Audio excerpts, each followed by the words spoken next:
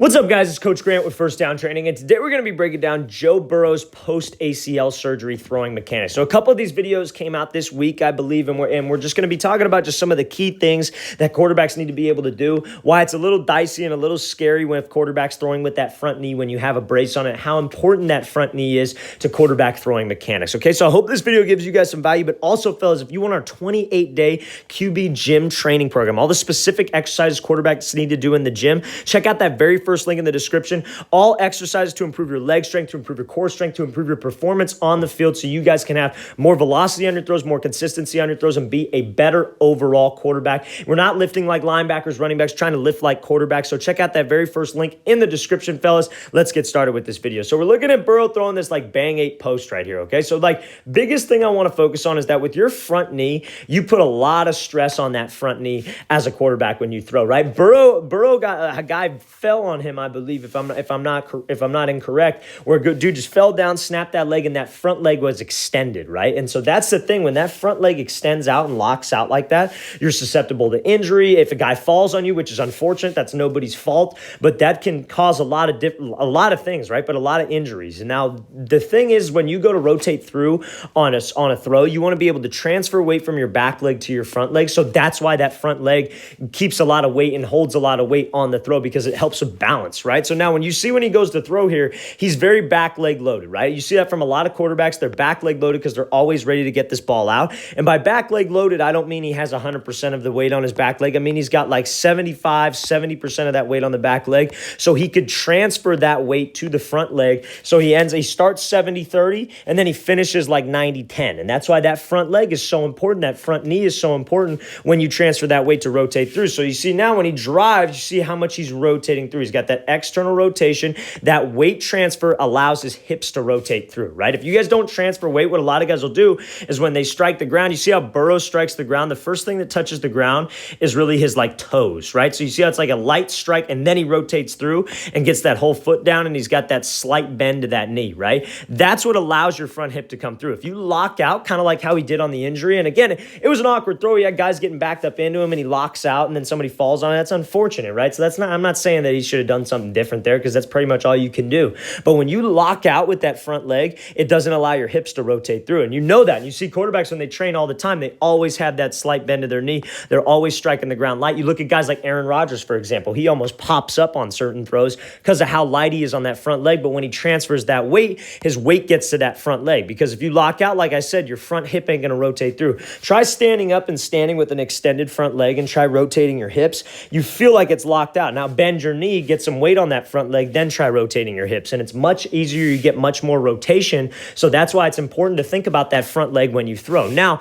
another thing is, guys, they'll strike the ground and you see how he's maybe like a little bit just to the left of this throw. When he strikes the ground, he's just right to the inside, because your front leg serves with balance, right? If you're nice and loose with that front leg and you like to pop up, right, your front toe is going to end up pointing over here because of how much you're trying to rotate. You're going to end up rotating with your shoulders. If you don't rotate through with your hips and you don't drive with your hips and try to transfer that weight and have your front hip come through before the ball, quarterbacks are rotational athletes. So if you don't rotate with your hips, what do you think you're going to rotate through with? You're going to rotate through with your shoulders, right? You're going to swing your front elbow down for power. You're going to lean out of it with your head because you have to be able to rotate through. That's why we have rotator cuffs, right? That's why rotator cuffs, loosening up your rotator cuff, warming up your rotator cuff is so important for quarterbacks. So make sure that when we transfer that weight, my hips come through and then that shoulders roll into the throw so I can produce torque and get more power on the ball. But that front knee stability, right, is super important. And I think that's a great job by him even working on this, dealing with the injury, because you see we're still a little hesitant on it.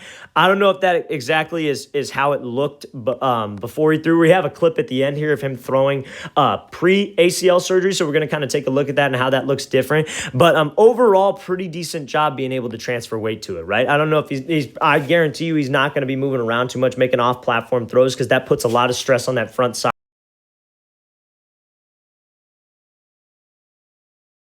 one more time.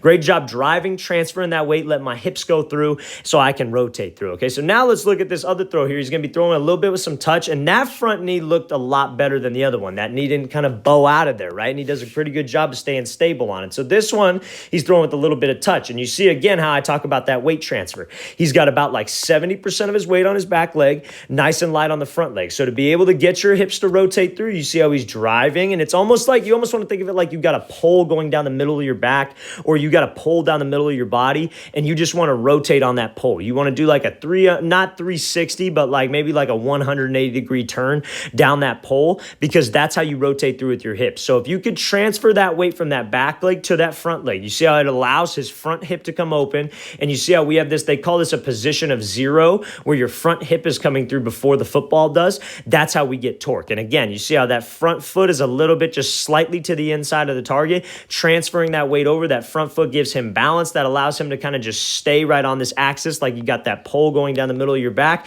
and then he's able to rotate through and stay nice and square. All that comes from that weight transfer, right? That weight transfer is the number one start of this thing, because when you watch guys in the pocket, trust me, like every single quarterback, they'll be going through reads, and their back leg is grounded like this. Their back leg is heavy, not necessarily heavy to where the point you can't move, but it's got like 70, 80% of that weight on the back leg, because when you shoot that weight through and you shoot forward and you transfer that weight to that front leg, that's that power. That's how you get that torque, especially if you delay with your shoulders, because you see Burrow, he keeps that front shoulder closed. As he's transferring weight, he's not opening up his front shoulder. That's what a lot of people make the mistake of.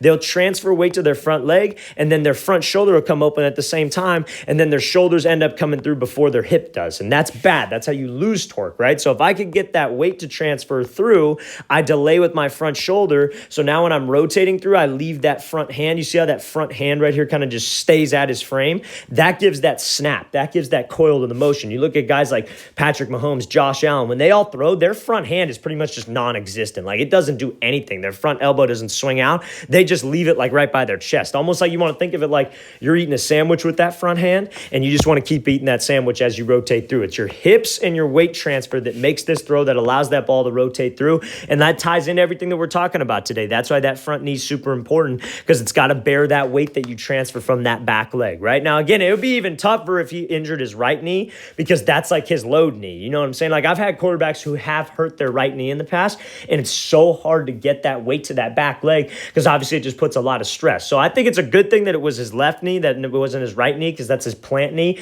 But again, just that weight transfer, that front knee's got to be able to bear that weight so you could have that stable, that sturdy motion, so you can be a nice balanced passer. Okay, let's watch the thing again full speed, and we'll take a look at him pre-last season, so getting ready for the draft, and obviously before the ACL surgery. Okay, so now you see how he's here, and you watch his throwing motion. Now watch how this front leg kind of extends out right here. You see how that front leg goes up, right? And he ends up kind of locking out. He still kind of keeps a slight bend, which is okay, but you see how now more he's kind of coming up in the air with that back leg, right? And again, that kind of puts a little bit more stress on that front leg when you decide to come up. You saw that a lot at LSU when he played. He'd strike that ground, and that front knee would lock out. This back leg would kind of swing out of the ground. So I would assume that that's something that he's probably going to be emphasizing this offseason, just so he doesn't put as much pressure on that leg and lock out with that leg, staying a little bit more sturdy with the front knee. But again, that's a good thing, right? Because when you lock out with this front leg, you see how how that front hip isn't able really to come through. And you see how when he goes to drive, when you get that weight going through and you get that weight on that front leg, you see how his shoulders kind of come through before his back hip does.